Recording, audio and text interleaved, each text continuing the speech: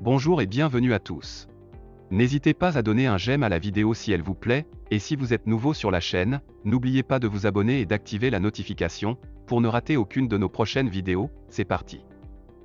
Dans cette vidéo tu découvriras ce que l'on sait sur la variole du singe.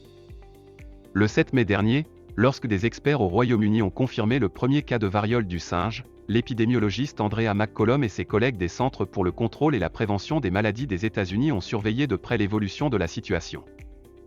Les cas de variole du singe sont rares, surtout en dehors de l'Afrique de l'Ouest et centrale où le virus est endémique chez les animaux et circule principalement dans les zones densément boisées. Depuis 2018, 8 cas seulement ont été confirmés dans des pays non endémiques, parmi lesquels Israël, Singapour, le Royaume-Uni et les États-Unis, tous associés au voyage, tout comme le patient du 7 mai de retour d'un voyage au Nigeria. Seulement voilà, l'apparition dans différents pays de cas non liés à des voyages en Afrique a alerté la communauté scientifique, témoigne McCollum. Nous n'avons jamais fait ce type d'observation pour la variole du singe auparavant, poursuit-elle, c'est donc particulièrement préoccupant.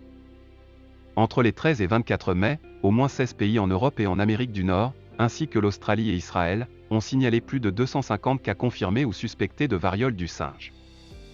La souche à l'origine de ces infections semble provenir d'Afrique de l'Ouest. La maladie provoque des symptômes proches de la grippe suivis d'une éruption cutanée au visage pouvant se propager à d'autres parties du corps, d'abord sous la forme de plaques rouges puis de cloques purulentes qui se dessèchent et finissent par tomber. Dans la plupart des cas, ces symptômes disparaissent spontanément au bout de quelques semaines, mais ils peuvent s'avérer mortels dans 3% des cas environ. Son homologue, la souche du bassin du Congo, provoque une forme plus grave de la maladie et tue environ 10% des patients infectés. Le virus de la variole, éradiqué en 1979 et proche de la variole du singe, était autrement plus mortel et tuait environ 30% des patients infectés. La variole du singe est très différente du Covid, expliquait Maria Van Kerkhove, épidémiologiste des maladies infectieuses pour l'Organisation mondiale de la santé, à l'occasion d'une séance de questions-réponses tenue en direct sur YouTube le 23 mai. La transmission se fait par contact physique étroit, peau contre peau. Contrairement au Covid-19 qui circule dans l'air via des gouttelettes, la variole du singe ne se transmet pas aussi facilement. C'est une situation maîtrisable, assurait également Van Kerkhove lors de la séance. Il existe des antiviraux pour les personnes infectées et des vaccins pour les plus vulnérables. Ceux qui entrent en contact étroit avec les individus infectés. Ce n'est pas un vaccin dont tout le monde a besoin, a-t-elle précisé.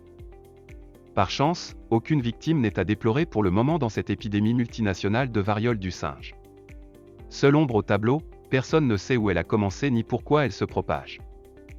À l'heure actuelle, de nombreuses questions restent en suspens, reconnaît McCollum. Voici l'état actuel des connaissances sur l'épidémie de variole du singe. Bilan des cas. Une grande partie des cas confirmés à ce jour ont été signalés en Europe, notamment au Royaume-Uni, en Espagne et au Portugal. La plupart de ces infections concernent des hommes. Transmission de la maladie. Bien que la variole du singe puisse se transmettre par contact sexuel, la maladie n'est pas considérée comme une infection sexuellement transmissible, expliquait Andy Seal, conseiller de l'OMS sur le programme VIH, hépatite et infections sexuellement transmissibles, lors de la séance de questions-réponses le 23 mai. Pour être considéré comme tel, le virus à l'origine de l'infection doit être transporté par le sperme ou les fluides vaginaux et aucune preuve ne permet d'affirmer cela à ce stade pour la variole du singe. La maladie se propage via les fluides corporels de la personne infectée, salive ou pus, qui peuvent transporter le virus. Les draps ou les vêtements contaminés par ces fluides chargés de virus peuvent également être une source d'infection. Face à l'ampleur de l'épidémie, les épidémiologistes et les virologues tentent de déterminer si ce virus présente un risque accru de transmission interhumaine. Certains experts étudient les séquences génétiques du virus prélevées sur des patients infectés pour identifier d'éventuelles mutations qui faciliteraient la transmission du virus actuellement en circulation par rapport à ses versions précédentes. Ils analysent également des échantillons de sperme et de fluides vaginaux à la recherche du virus et évaluent son caractère infectieux pour déterminer si la maladie est une infection sexuellement transmissible. Traitement contre la variole du singe. Tous les patients atteints de la variole du singe ne sont pas hospitalisés, beaucoup se rétablissent seuls, sans traitement, après une période d'isolement de 3 semaines. Certains pays, comme le Royaume-Uni, recommandent à ceux entrés en contact étroit avec des individus infectés de s'isoler pendant 21 jours. Aux États-Unis, le président Joe Biden a indiqué que cette quarantaine n'était pas nécessaire, car des vaccins existent pour les populations exposées au virus. En 2019, La Food and Drug Administration des États-Unis a homologué un vaccin de Bavarian Nordiques contre la variole du singe, baptisé Jynneos, capable d'empêcher la maladie ou de la rendre moins grave. Un autre vaccin homologué pour la variole du singe, ACAM 2000, peut également être utilisé. Ainsi, au Royaume-Uni et aux États-Unis, le vaccin Jynneos est proposé aux professionnels de la santé qui soignent des patients infectés ou ont pu être exposés à la maladie.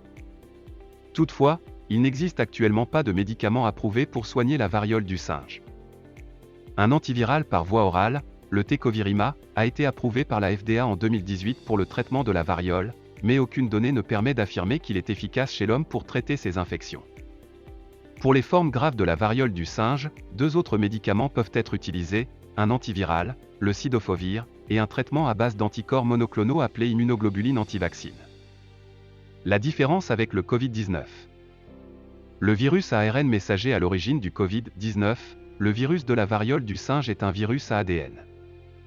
Son génome comporte environ 200 000 unités génétiques alors que celui du Covid-19 est nettement plus petit, environ 30 000 unités. Les virus à ADN ont tendance à ne pas muter, comme l'a rappelé Rosamund Lewis, directrice du secrétariat de l'OMS sur la variole, lors de la séance QR organisée le 23 mai. Ces virus restent plutôt stables avec un risque réduit de générer des variants. Par ailleurs, les modes de transmission des 2 virus diffèrent quelque peu. Le Covid-19 se propage rapidement dans l'air via des gouttelettes expulsées par les personnes infectées lorsqu'elles parlent, toussent ou éternuent. Brève histoire de la variole du singe. Le virus a été découvert en 1958 au Danemark lorsque des chercheurs ont remarqué des éruptions cutanées semblables à la variole sur des macaques crabiers en provenance de Singapour et destinés à un centre de recherche, d'où le nom de variole du singe. Au cours de la décennie suivante, d'autres épidémies ont été signalées aux États-Unis chez les singes en captivité importés d'Asie, où la variole du singe n'avait pas été identifiée. Ces primates étaient considérés comme des hôtes accidentels du virus. Le premier cas humain de variole du singe a été documenté en 1970 au Congo, dans la province de l'Équateur, chez un enfant âgé de 9 mois atteint de symptômes rappelant la variole, une maladie alors sur le point d'être éradiquée. En 1985, l'Organisation mondiale de la santé avait enregistré 310 cas de variole du singe dans les régions rurales d'Afrique centrale et d'Afrique de l'Ouest, la plupart au Congo. Les autorités ont alors lancé des recherches pour identifier la source du virus de la variole. Une enquête menée en 1985 sur 383 animaux sauvages, dont des singes, des rongeurs et des chauves-souris, dans le nord du Congo a permis de déceler des anticorps spécifiques à la variole du singe. Dans les échantillons de sang de 2 funissures à dos rayé, un rongeur diurne de la famille des écureuils probablement chassé et consommé pour sa viande. L'un des écureuils souffrait d'une éruption cutanée et les chercheurs sont parvenus à isoler un virus de la variole du singe identique à ceux observés chez l'homme dans les tissus de l'animal. En mars 2012, une autre équipe de chercheurs a isolé le virus chez un singe de l'espèce Cercosebuati dans le parc national de Taï en Côte d'Ivoire, puis en 2020 chez des chimpanzés d'Afrique occidentale. Récemment, une autre étude qui n'a pas encore subi le processus d'évaluation par les pairs a identifié des traces du virus chez des musaraignes et d'autres rongeurs vivant dans le bassin du Congo.